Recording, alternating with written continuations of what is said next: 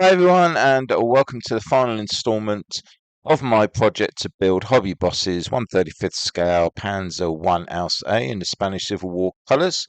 As you can see from these black and white photos, the weathering process is now being completed and we'll be doing a final reveal of the model. Now in this video we're going to be looking at OPR weathering, which is the use of oils to create these wonderful weathering effects.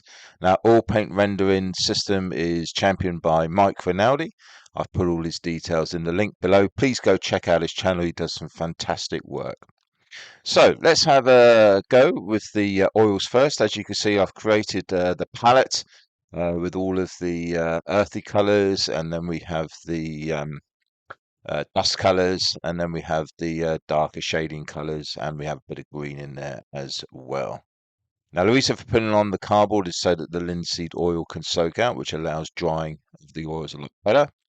Here we have some brushes, some blending brushes. I usually use round twos for the application. And then we also have some thinners, two lots of thinners. I use one for cleaning and one for mixing as well. And then we have the paper towels for any excess oils to take off the brushes. Now we're going to be looking at the wheels in this part of the video. Now first off, what we need to do is to go from light to dark. So what we're going to be doing is applying a very light dust wash using a mixture of those dust oils. Now the actual oils that I use are a mixture of Abteilung and Newton oils, Winsor and Newton. So as you can see here, this is very opaque, so we need to reduce the consistency down. So taking the blending brush, we'll move that around the actual wheel itself. Just apply a little bit more of the wash. And as you can see, that reduces the opaqueness of the actual paint itself. And this will give us a nice starting base to add further colours to.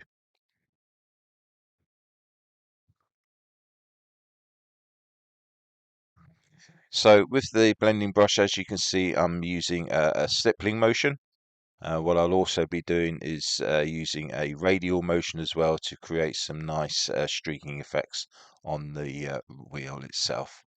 Now, as you can see, I am taking some of the oil off and wiping it on my hand. I do find I collect a lot less dust if I do that this way rather than actually wiping off the excess on a paper towel. Now, in between all of the layers of oils, it's key to make sure that it's dry. So using the hair dryer in between each process means that you won't take off the lower level when you apply a new level with your thinners. So now that we've done that lighter level, now we're going to be a little bit more precise with the dust layers. And here we're just going to be applying it slightly thicker. And here with the blending brush, there's pretty much no thinner on the blending brush at all. And we just work that around, blend it in, and we just more of an accurate placement of where we want the actual dust colours to go.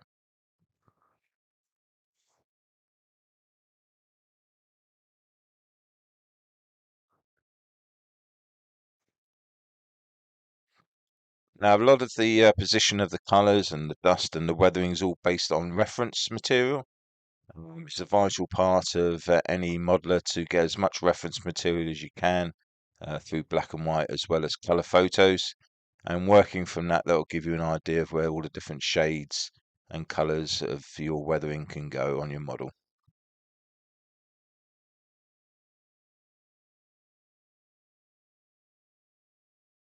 So even though we're dealing with light colours, you can see that there's a distinct difference between the original light wash that we put on and now this more precise darker dust colour.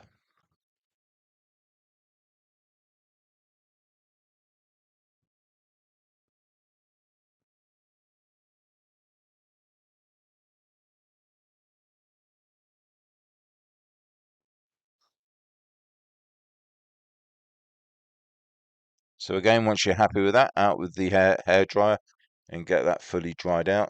Now please remember when using the hair dryer to make sure that you do it on the low heat, because if you do it on high heat, you're going to end up melting stuff. So now we have a nice blending brush here, which will allow us to do some of those radial streaks all the way around. Now there is a little bit of thinner on this. Mustn't use too much, otherwise you'll just get the whole gloop of oils on the wheel. Just very light touch, just drag those oils down, and as you can see already, we're creating those fantastic weathered radial looks on the wheel.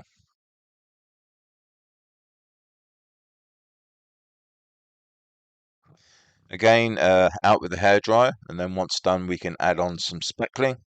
Now, with the speckling, the amount of thinner that you use will dictate on the opacity of the actual speckles itself. So as you can see here, I'm not doing hardly any thinner at all. So this will give you some nice sharp dust marks. But if you want more of a dusting effect, then obviously use more thinner. Now at this stage, you don't really have to worry too much about how much or how little you do, because a lot of it will be lost in the later stages. But this will give you a nice base, as you can then see.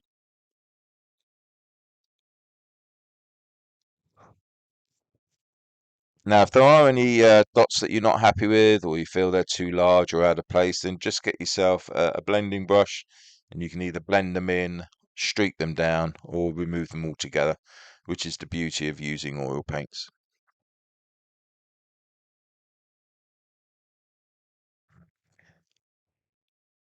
Again, out with the hair dryer, and again, once dry, now we're going to be going into a darker dust color.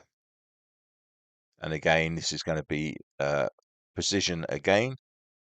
And what we're trying to do is build up all the different types of tones, representing the different time the layers have been laid down.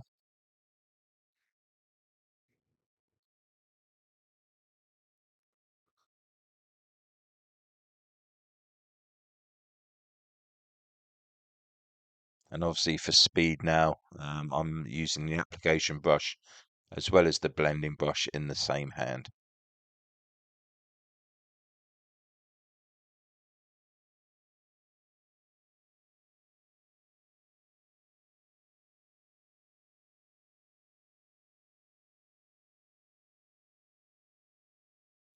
You'll also notice that I'm using absolutely no thinner at all now. This is straight, neat, if you'd like to call it, oils going straight onto the model.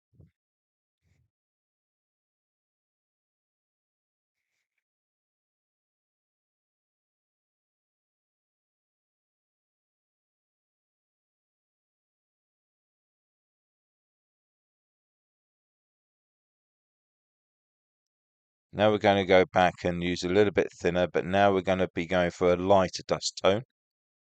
And again, this is going to be a bit more of a precision. What would you say? A pin wash, I presume you'd say. Doesn't matter if you put it on too thick, because obviously we'll blend that out. But as you can see, even though I'm using a fair bit of thinner now, I'm not taking off those lower levels because they have been dried out using the hair dryer.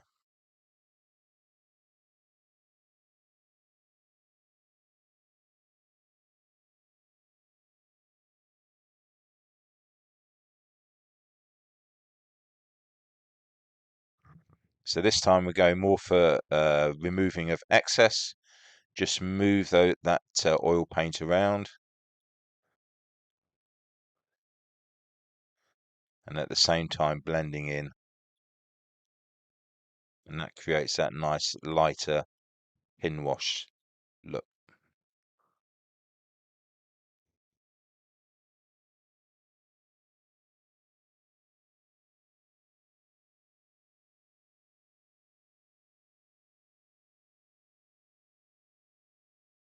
Apologies for some of the filming. It is very difficult to do this process when you've got a camera right in front of you. But hopefully you're getting a good idea of the processes involved in creating these effects.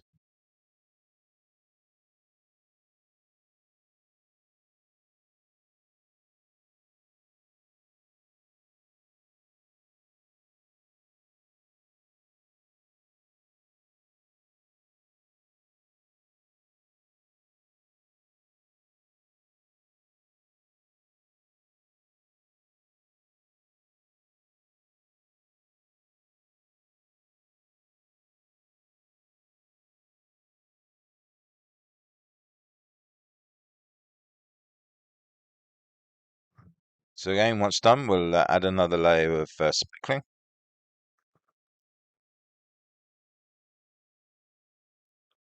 The actual tool that I'm using is the Tamiya stirrer. Again, different types of thickness of brush will also create different thicknesses of speckling. If this is your first time doing this process, then just feel free to practice on an old piece until you get used to the results that you're going to get from the different consistencies of oils, as well as the different brushes that you use.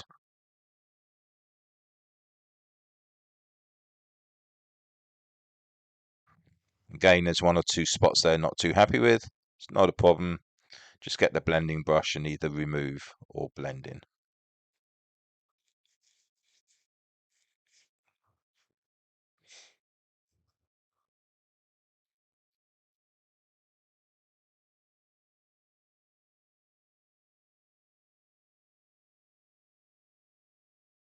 And then once done, it's back out with a hairdryer again.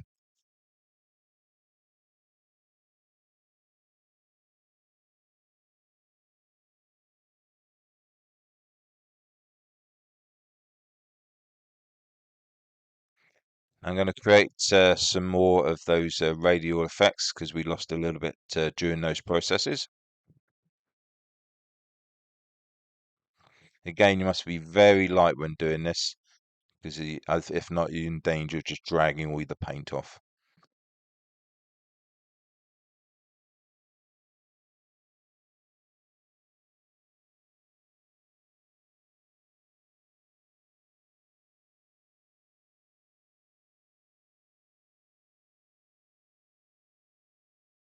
And there we go. We've got 2 or 3 layers on there and it's coming along really nicely. Back out with a hairdryer. And now we're going to start doing some earth and dark tones.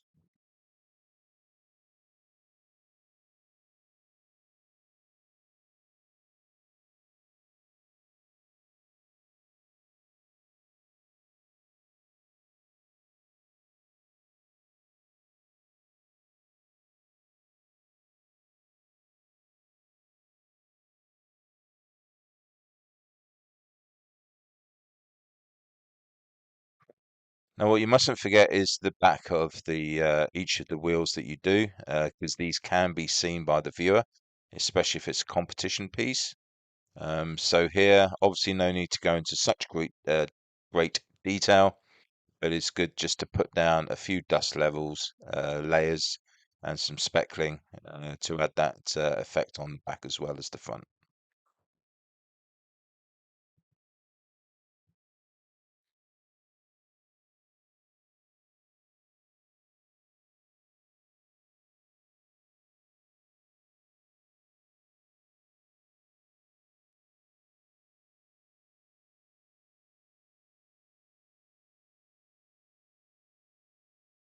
So now we're going to use Absalom's earth color, and we're going to start to add some dark layers on top of the light layers.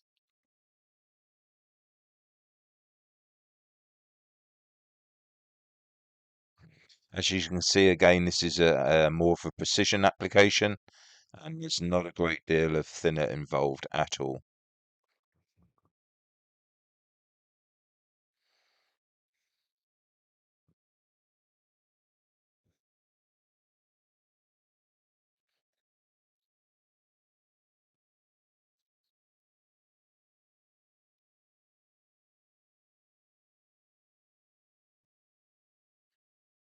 It's important that the blending brushes at this stage are bone dry and don't have any thin on them at all.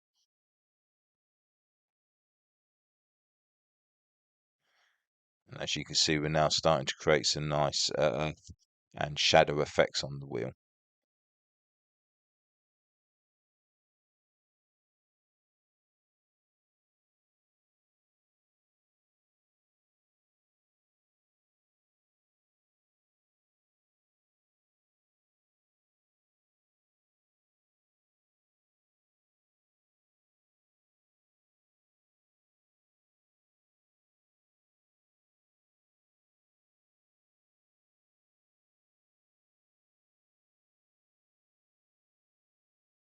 Now, as you can see so far, I'm putting on lots of layers, really just to show you the effects that you can create.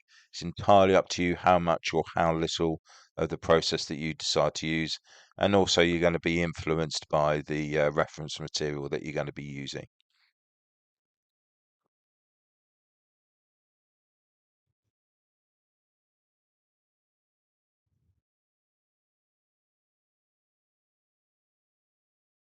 So again, out with the hairdryer, and this will allow us then to start using the raw and burnt umbers to create that really dirty effects on the wheel.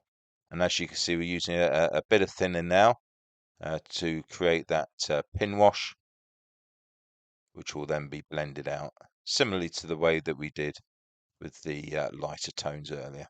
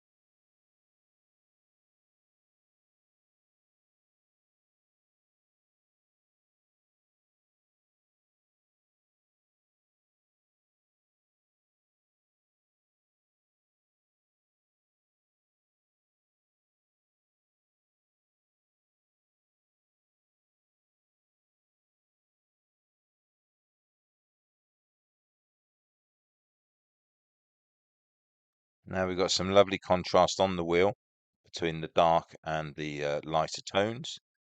And to get rid of the how can you call it, the blank overall look, we're now going to add some more speckling. Again, apologies from the camera work. This is very difficult doing in front of a camera. I mean, we're about 18, not 20 minutes into the video now.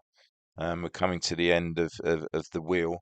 And altogether, the full set of wheels off camera took around an hour to do, which is pretty good going. And that's one of the advantages of using this particular system of weathering with the oils.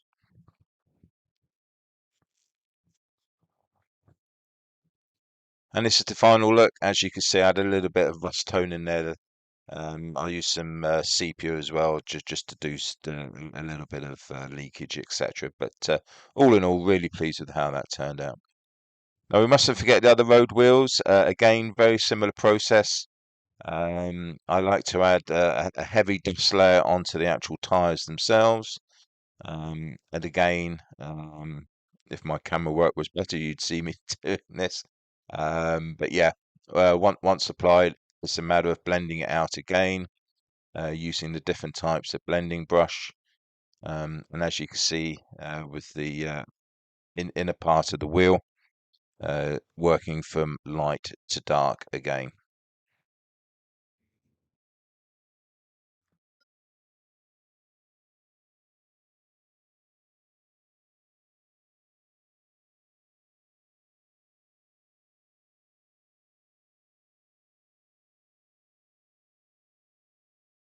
So again, once applied, get the hair dryer on, and then once that's done, you can use the blending brush, the radial ones, with a very small amount of thin on it. Use your paper towels to take off any of the excess so it's nearly dry, and then that will allow you to move any of the oils around. And don't forget, if you're not happy with a particular layer, you can always add on further layers until you get the look that you like. So as here, I wasn't too happy with how much dust was showing. So I went for the darker one and put more darker tones around the actual rim where you would expect more dust and mud to actually collect.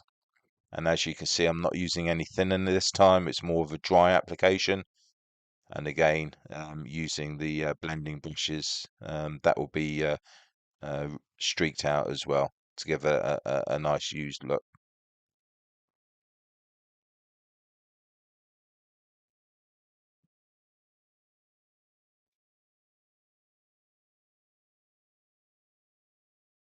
And again, just to repeat, make sure that when you use the hairdryer, to have it on low heat, not onto high heat.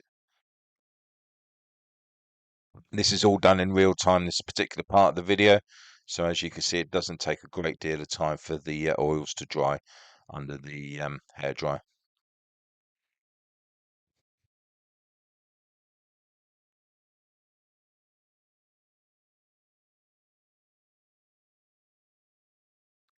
I didn't on this particular model, but you can add some dirt spots using some of the darker colors if you so wish, possibly ground in mud, etc. But with it being more of a dusty climate, I decided just to stay with the lighter dust colors. But once the tyres were done, I did the inner part of the wheels in the same way as we did with the sprocket, adding in some shadows and dark colours to give the effect of dirt and wear in the middle of the wheel as well.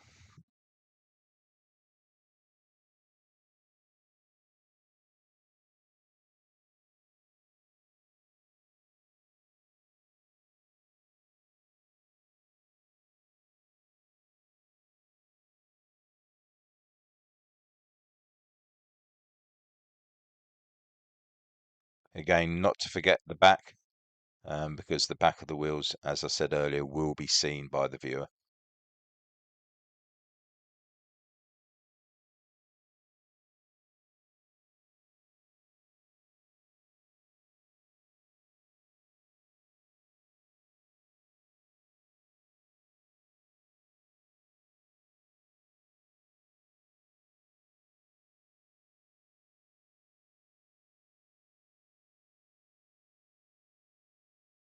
And there we have the full set of wheels done.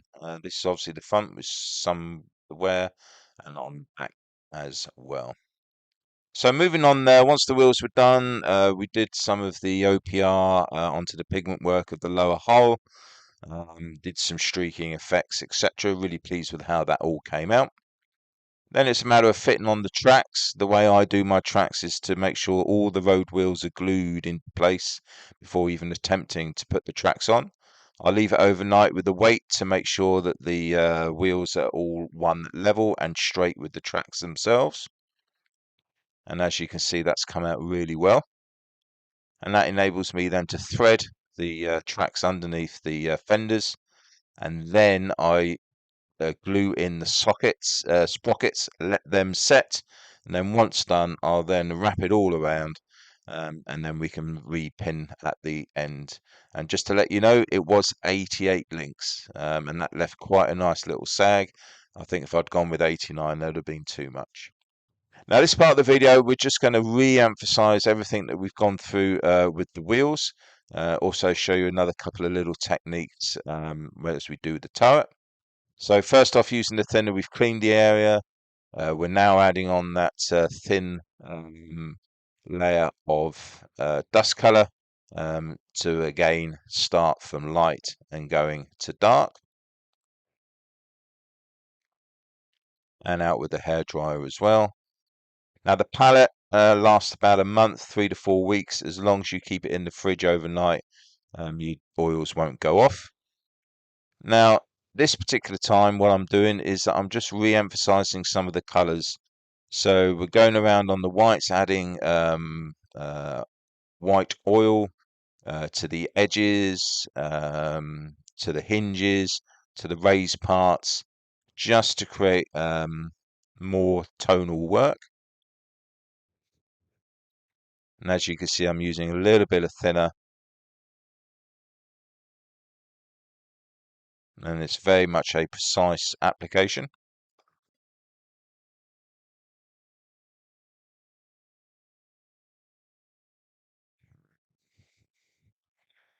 And what we want to try and do is just add more detail onto the acrylic work using the oils. And then once that is all applied and you're happy with the final look, just take out the blending brush and blend it all in.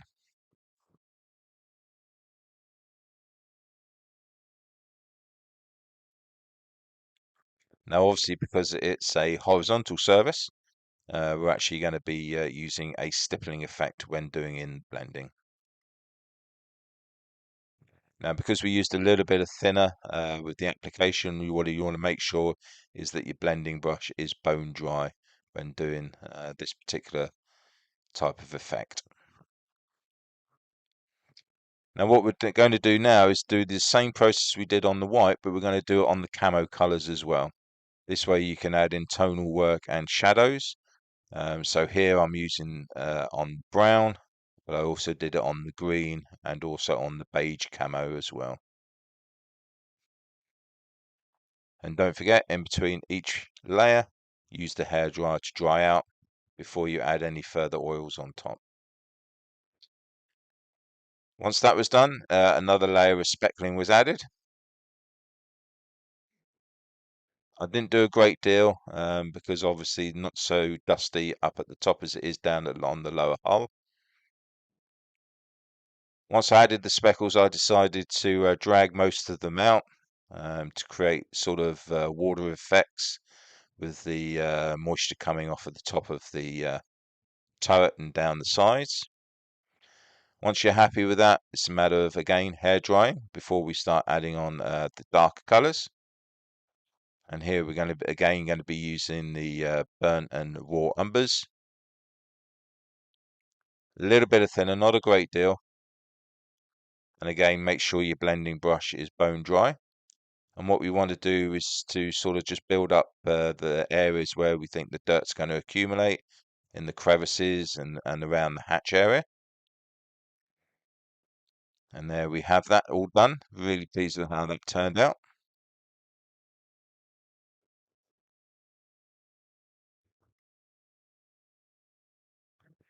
And with the top of the turret done, what we need to do is to do similar processes down the side. Now, it'd been a couple of days since I'd done the top of the turret, so now that I've come back to do the sides, it's just a matter of just cleaning off with the thinner again. And now we can start to apply sort of pin washes with the darker oils. Obviously being a lot more of a precise application.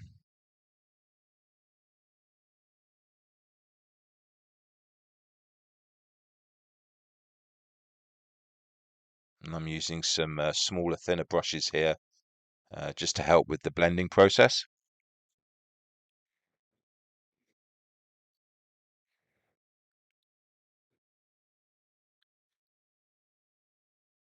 We want to create that used look from the hot summer. But don't forget, in Spain, there's also always the days when it rains as well. And obviously, you're going to get the baked on dust effects. And this is a great way of being able to produce that look. And again, you'll see all of this on any reference material that you're using.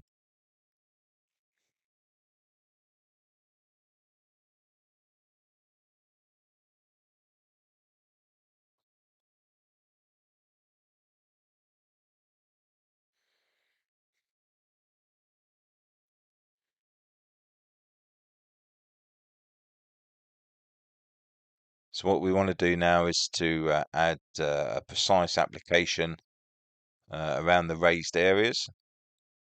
And then what we'll do with the blending brush is to move it and blend it in to create a nice pin wash look.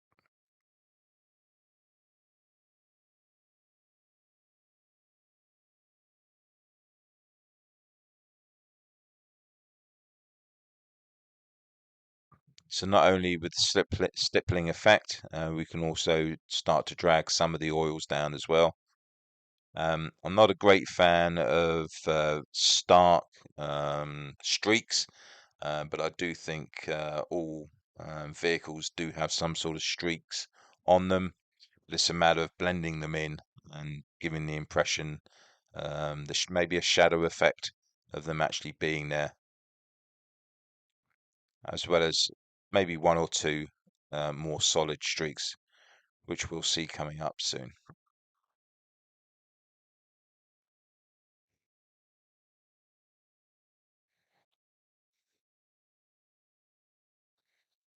So as you can see, I've dragged down quite a solid streak there. So what I want to do is just try and blend that out.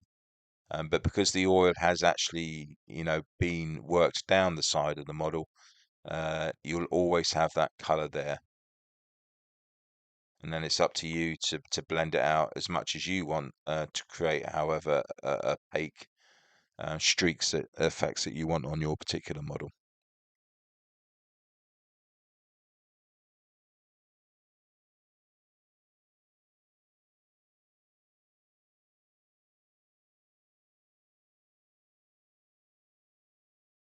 So that gives you an idea of the process involved. Don't forget to add on the speckling effects as well, because this really does create good depth and layering on your particular model. As you can see, I'm using a lot smaller brush this time, as I want to be a lot more precise with the splattering that I'm doing.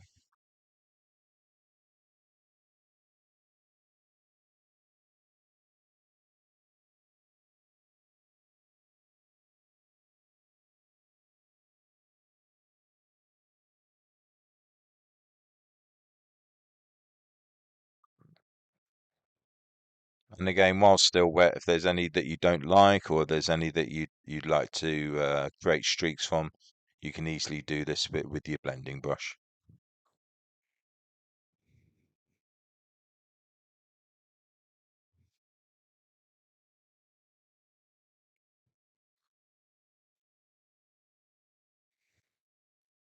And then it's just a matter of going around the whole turret, repeating the process, adding on further layers of dust and then dark again, and then eventually you'll come and hopefully produce this nice weathering effect, as you can see here. The final task is I did do a little bit of graphite around the machine guns and some of the raised edges, but hopefully now you given that now have an understanding of how I'm able to create these weathered effects on the model. I've had a great time with this particular build. It's a very small tank and quite a fiddly one to paint up, but I'm really pleased with the final result. I hope you've enjoyed this series of videos. I will leave you with lots of close-ups photos at the end of this video as well. So all that leaves me to say is a massive thank you to all of my subscribers, old and new. I really do appreciate your continued support and comments that you give me on the modelling. So in the meantime, take care and happy modelling.